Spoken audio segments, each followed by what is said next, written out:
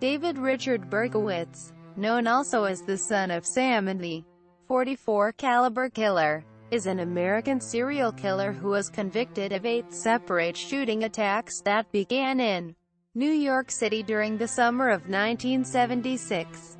The crimes were perpetrated with a .44 caliber Bulldog revolver. He killed 6 people and wounded 7 others by July 1977. As the number of victims increased, Berkowitz eluded the biggest police manhunt in the history of New York City while leaving letters that mocked the police and promised further crimes, which were highly publicized by the press. The killing spree terrorized New Yorkers and achieved worldwide notoriety. Berkowitz was taken into custody by New York City police homicide detectives in front of his Yonkers apartment building on the evening of August 10, 1977, and was indicted for 8 shooting incidents. He confessed to all of them, and claimed to have been obeying the orders of a demon, manifested in the form of a dog, Harvey, who belonged to his neighbor, Sam. Despite his explanation, Berkowitz was found mentally competent to stand trial. He pleaded guilty to second-degree murder and was incarcerated in state prison. In the course of further police investigation, Berkowitz was also implicated in many unsolved arsons in the city. Intense coverage of the case by the media lent a kind of celebrity status to Berkowitz, and some observers noted that he seemed to enjoy it.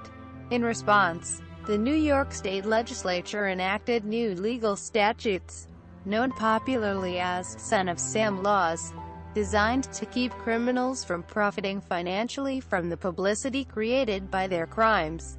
Despite various amendments and legal challenges, the statutes have remained law in New York, and similar laws have been enacted in several other states. Berkowitz has been imprisoned since his arrest and is serving 6 consecutive life sentences. During the mid-1990s, he amended his confession to claim that he had been a member of a violent satanic cult that orchestrated the incidents as ritual murder. He remains the only person ever charged with the shootings. Yet some law enforcement authorities have questioned whether Berkowitz's claims are credible. A new investigation of the murders began during 1996, but was suspended indefinitely after inconclusive findings. Early life. Berkowitz's mother, Elizabeth Betty Broder, grew up as part of an impoverished Jewish family and married Tony Falco, an Italian-American Catholic. In 1936, the infant boy was adopted by Pearl and Nathan Berkowitz of the Bronx. Journalist John Vincent Sanders wrote that Berkowitz's childhood was somewhat troubled, although of above-average intelligence. He lost interest in learning at an early age and began an infatuation with petty larceny and pyromania. Quote, at age 18 in 1971, he joined the U.S. Army and served in the United States and South Korea. Crimes began.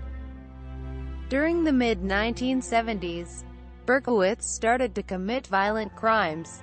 He bungled the first attempt at murder using a knife, then switched to a handgun and began a lengthy crime spree throughout the New York boroughs of the Bronx, Queens, and Brooklyn. He sought young female victims. He was purportedly most attracted to women with long, dark, wavy hair. Michelle Foreman stabbing. Berkowitz claimed that his first attack was committed on Christmas Eve, 1975, when he used a hunting knife to stab 2 women.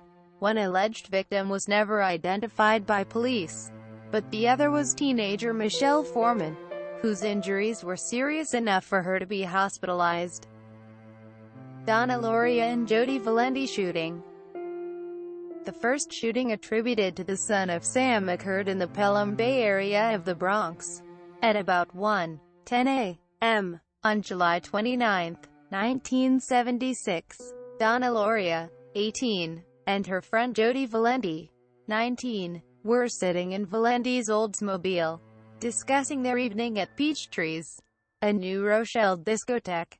Valenti survived her injuries and said that she did not recognize the killer. She described him as a white male in his 30s with a fair complexion, about 5 feet 9 inches tall and weighing about 160 pounds. His hair was short, dark, and curly in a mod style.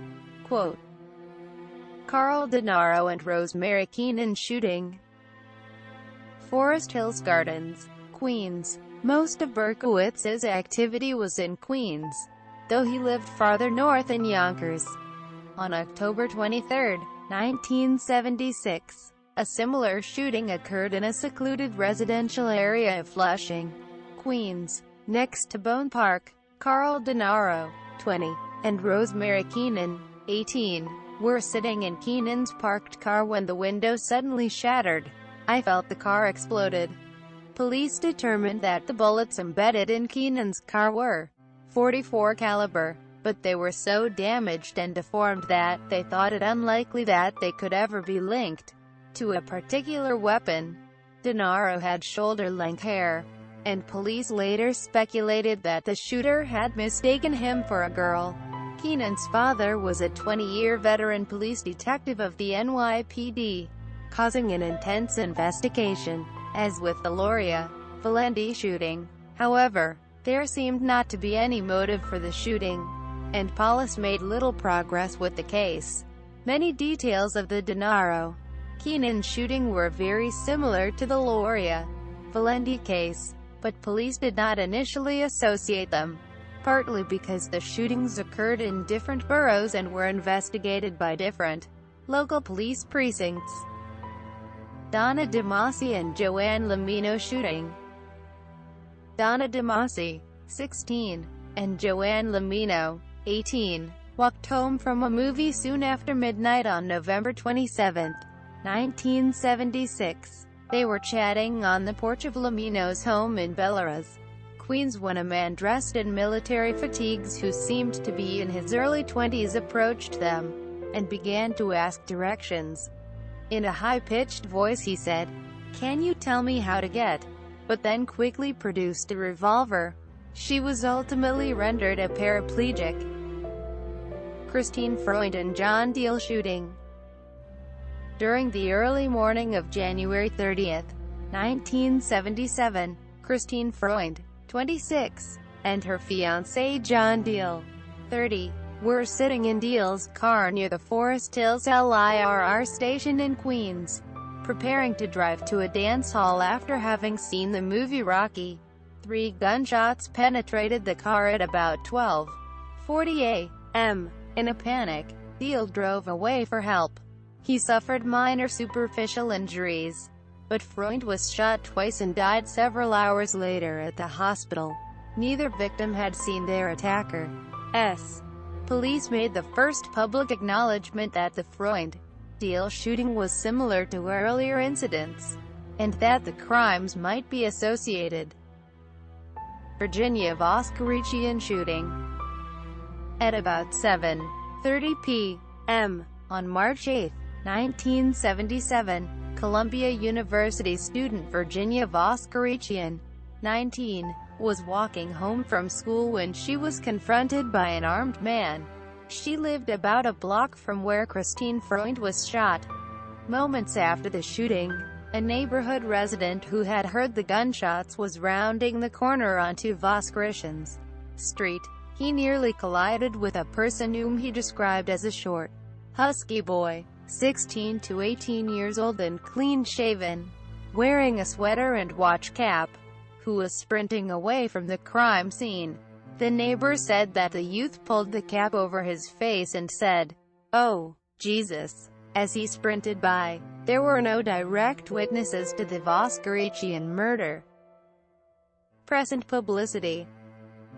In a March 10, 1977, press conference, NYPD officials and New York City Mayor Abraham Beame declared that the same .44 Bulldog revolver had fired the shots that killed Loria and Voskerichian.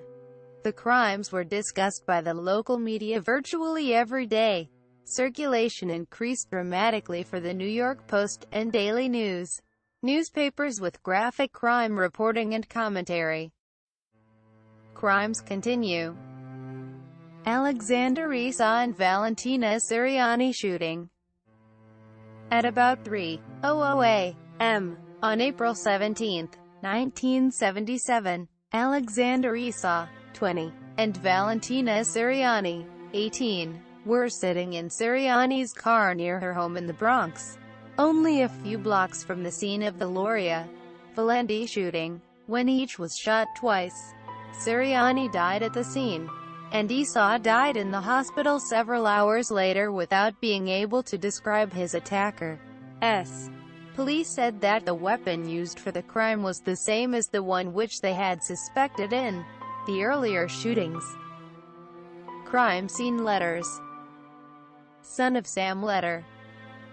Police discovered a handwritten letter near the bodies of Isa and Siriani, written mostly in block capital letters with some lowercase letters, and addressed to NYPD Captain Joseph Borelli.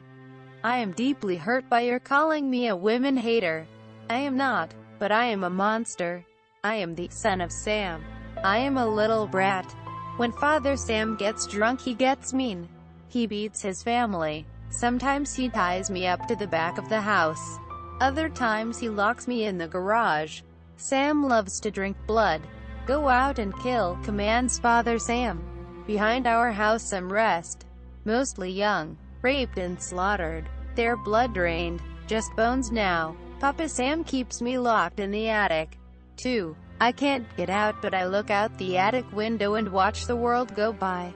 I feel like an outsider. I am on a different wavelength than everybody else. Programmed to kill. However, to stop me you must kill me. Attention all police. Shoot me first. Shoot to kill or else. Keep out of my way or you'll die. Papa Sam is old now. He needs some blood to preserve his youth. He has had too many heart attacks. Too many heart attacks. Ugh, me who that hurts sonny boy. I miss my pretty princess most of all. She's resting in Our Lady's house, but I'll see her soon. I am the monster. Beelzebub, the chubby behemoth. I love to hunt, prowling the streets looking for fair game. Tasty meat. The women of Queens are the prettiest of all. I must be the water they drink. I live for the hunt. My life. Blood for Papa. Mr. Borelli. Sir, I don't want to kill anymore, no sir. No more, but I must.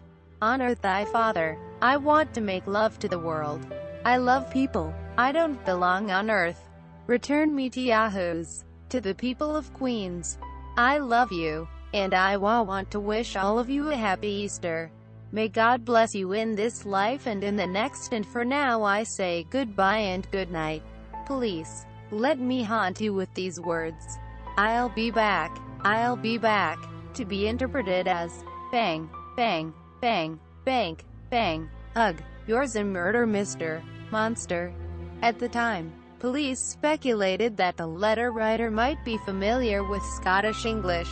The phrase, "me hoot, it hurts sonny boy," was taken as a Scottish accented version of "my heart, it hurts, sonny boy," and the police also hypothesized that the shooter blamed a dark-haired nurse for his father's death, due to the "too many heart attacks" phrase, and the fact that Loria was a medical technician and Valenti was studying to be a nurse.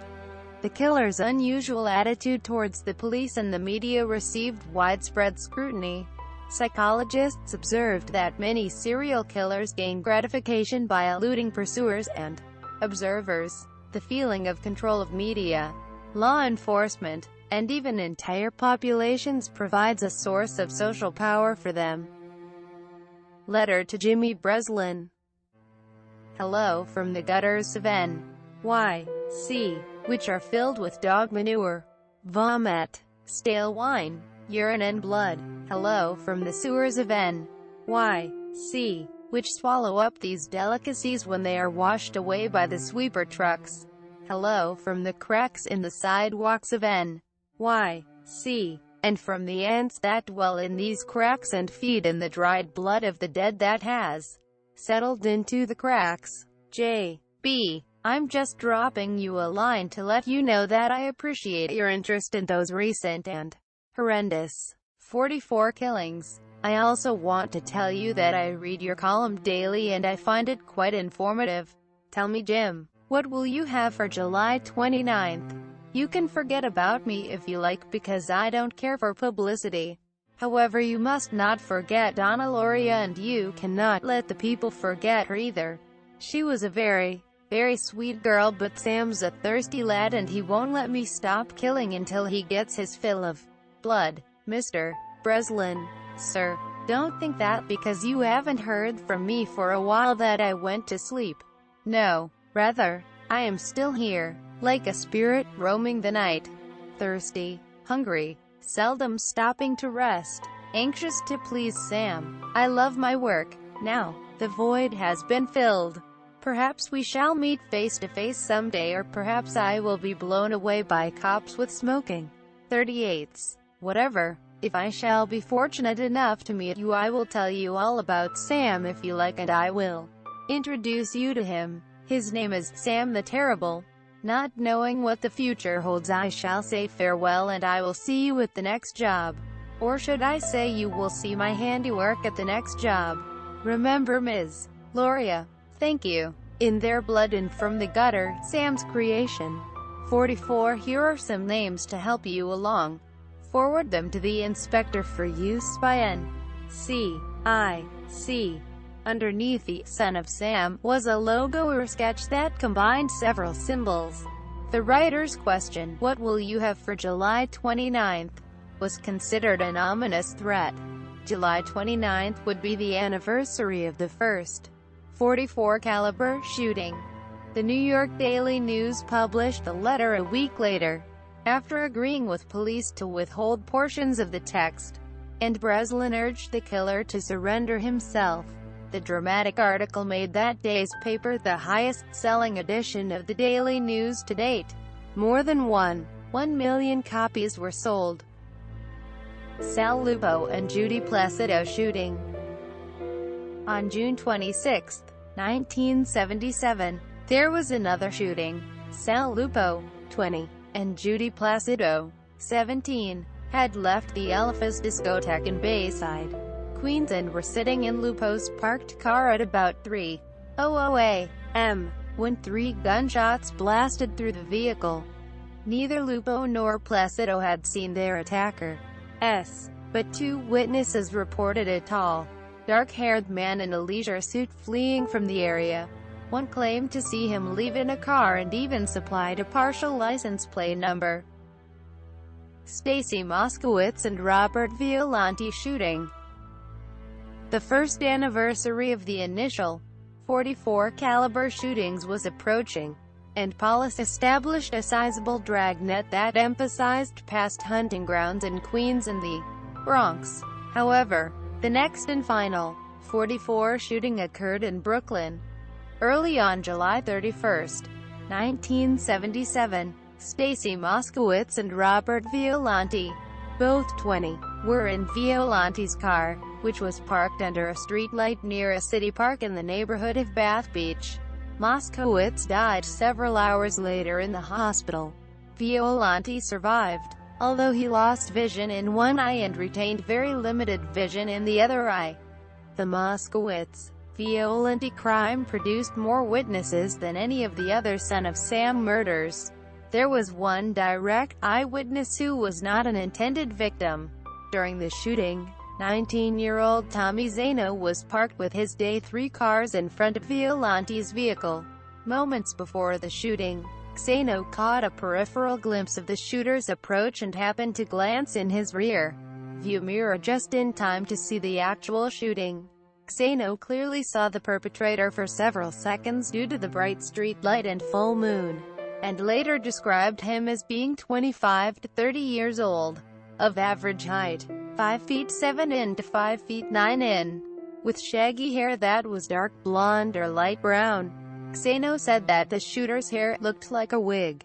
Quote, "About a minute after the shooting, a woman seated next to her boyfriend in his car on the other side of the city park saw a white male.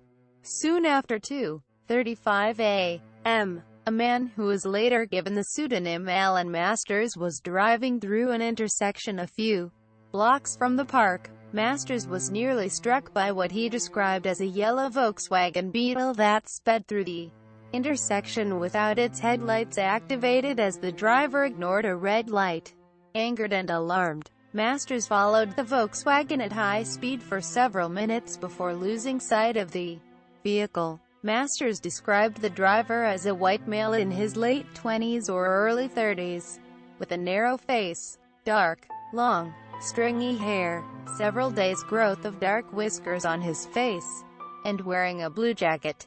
Masters was upset and he neglected to note the Volkswagen's license plate number, but he thought that it might have been a New Jersey rather than a New York plate.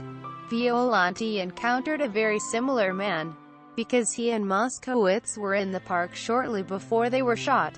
Violante described him as a grubby-looking hippie, with whiskers, wiry hair over his forehead, dark eyes, and wearing a denim jacket.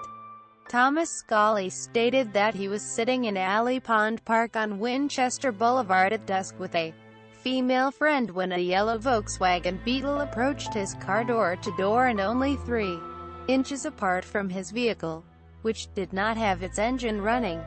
Scully kept an air gun under his seat and, as the VW approached his car, the VW driver was met with the gun pointed straight at him.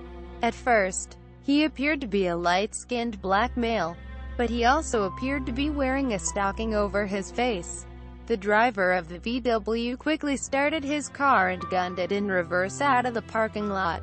Scully chased the car to a point in Glen Oaks where the driver jumped out and ran. He did not want to leave his female passenger to give chase, so he telephoned the Son of Sam hotline.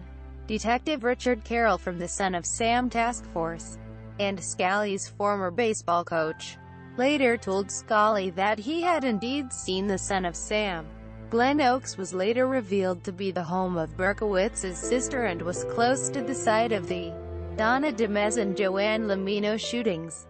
Police did not learn of the Moskowitz Violante shooting until about 2:50 a.m., and Dowd did not think that it was another Son of Sam shooting until an officer at the scene reported that large-caliber shells had been used.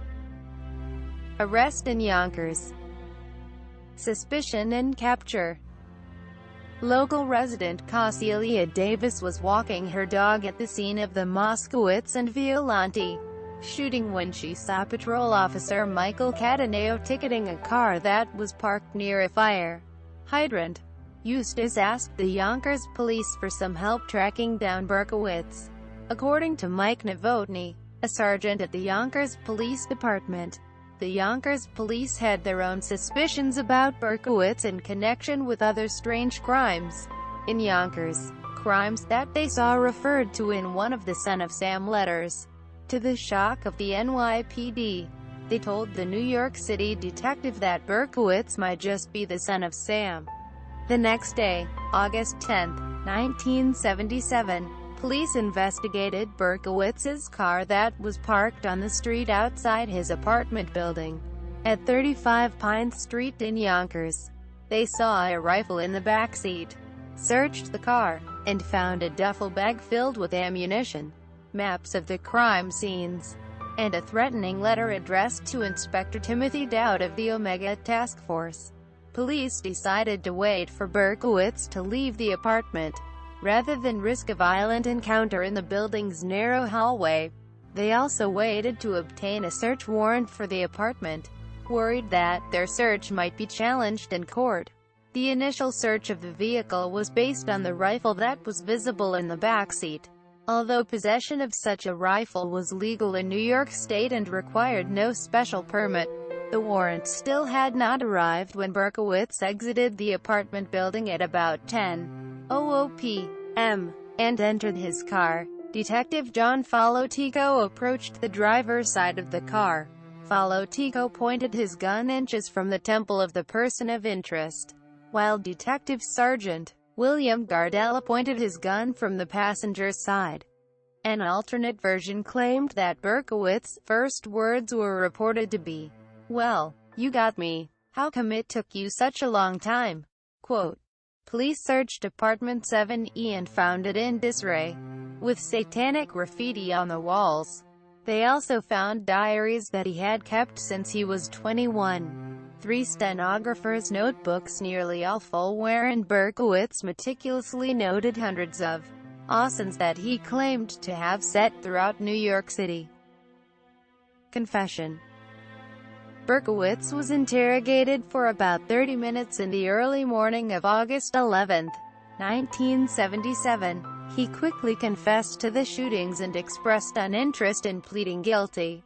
During questioning, Berkowitz claimed that his neighbor's dog was one of the reasons that he killed, stating that the dog demanded the blood of pretty young girls. He said that the Sam mentioned in the first letter was his former neighbor Sam Carr. Berkowitz claimed that Carr's black Labrador retriever Harvey was possessed by an ancient demon, and that it issued irresistible commands that Berkowitz must kill people. A few weeks after his arrest and confession, Berkowitz was permitted to communicate with the press. In a letter to the New York Post dated September 19, 1977, Berkowitz alluded to his original story of demonic possession but closed with a warning that has been interpreted by some investigators as an admission of criminal accomplices. "There are other sons out there. God help the world." Quote. Sentencing. 3 separate mental health examinations determined that Berkowitz was competent to stand trial. At his sentencing 2 weeks later, Berkowitz caused an uproar when he attempted to jump out of a window of the 7th-floor courtroom. After he was restrained, he repeatedly chanted, "Stacy was a whore," and shouted, "I'd kill her again. I'd kill them all again." Quote. On June 12, 1978, Berkowitz was sentenced to 25 years to life in prison for each murder, to be served consecutively. Retraction of claims of possession. Berkowitz declared at a press conference during February 1979 that his previous claims of demonic possession were a hoax. Berkowitz claimed he felt particular anger due to his lack of success with women and thus singled out attractive young women as victims. Prison life. After his arrest, Berkowitz was initially confined to a psychiatric ward in Kings County Hospital where staff reported that he seemed remarkably untroubled by his new environment. Conversion to born-again Christianity. During 1987, Berkowitz became an evangelical Christian in prison. According to his personal testimony, his moment of conversion occurred after reading Psalm chapter 34:6 from a Bible given to him by a fellow inmate. He says he is no longer to be referred to as the son of Sam, but the son of hope. Parole hearings. Before his first parole hearing in 2002, Berkowitz sent a letter to New York Governor George Pataki asking that it be canceled. He wrote, "In all honesty, I believe that I deserve to be in prison for the rest of my life. I have, with God's help, long ago come to terms with my situation and I have accepted my punishment." Quote. Berkowitz is entitled to a parole hearing every 2 years as mandated by state law, but he has consistently refused to ask for his release, sometimes skipping the hearings altogether. Other activities. Soon after his imprisonment, Berkowitz invited Malachi Martin, an exorcist, to help him compose an autobiography, but the offer was not accepted. During June 2005, Berkowitz sued one of his previous lawyers for the misappropriation of a large number of letters, photographs, and other personal possessions. Satanic cult claims. During 1979, Berkowitz mailed a book about witchcraft to police in North Dakota. He had underlined several passages and written a few marginal notes, including the phrase, "Arliss." After his admission to Sullivan Prison, Berkowitz began to claim that he had joined a satanic cult during the spring of 1975. He had met some of its members at a party, and initially thought the group was involved only in occult activities such as seances and fortune-telling. The group, however, gradually introduced him to drug use, sadism, crime and murder. Berkowitz states that he knew roughly 24 core members in New York, the 22 Disciples of Hell mentioned by the Breslin letter, and that the group had associates across the USA for drug smuggling and other illegal activities. During 1993, Berkowitz first made these claims known when he announced to the press that he had killed only 3 of the Son of Sam victims: Donna Loria, Alexander Esau and Valentina Siriani. Among Berkowitz's alleged unnamed associates was a female cult member whom he claims fired the gun at Denaro and Keenan, both of whom survived. Berkowitz said, because the alleged accomplice was unfamiliar with the powerful recoil of a .44 Bulldog. Berkowitz did name 2 of the cult members, John and Michael Carr. The 2 men were sons of the dog owner Sam Carr and lived on nearby Warburton Avenue. Case reopened. Journalist John Hockenberry asserts that, even aside from the satanic cult claims, many officials doubted the single-shooter theory, writing, "What most don't know about the Son of Sam case is that from the beginning, not everyone bought the idea that Berkowitz acted alone." John Santucci, Queens District Attorney at the time of the killings, and police investigator Mike Novotny both expressed their convictions that Berkowitz had accomplices. Other contemporaries have voiced their belief in the satanic cult theory, including Carl Denaro. Hockenberry's own report was broadcast by Network News and given much exposure by Dateline NBC. In it, he discusses another journalist, Maury Terry, who had begun investigating the Son of Sam shootings before Berkowitz was arrested. Terry published a series of investigative articles in the Gannett newspapers in 1979 which challenged the official explanation of a lone gunman. Vigorously denied by police at the time, Terry's articles were widely read and discussed. Skeptics. Berkowitz's later claims are dismissed by many. Breslin rejected his story of satanic cult accomplices, stating that, when they talked to David Berkowitz that night, he recalled everything step by step by step. The guy has 1,000% recall and that's it. He's the guy and there's nothing else to look at. Quote.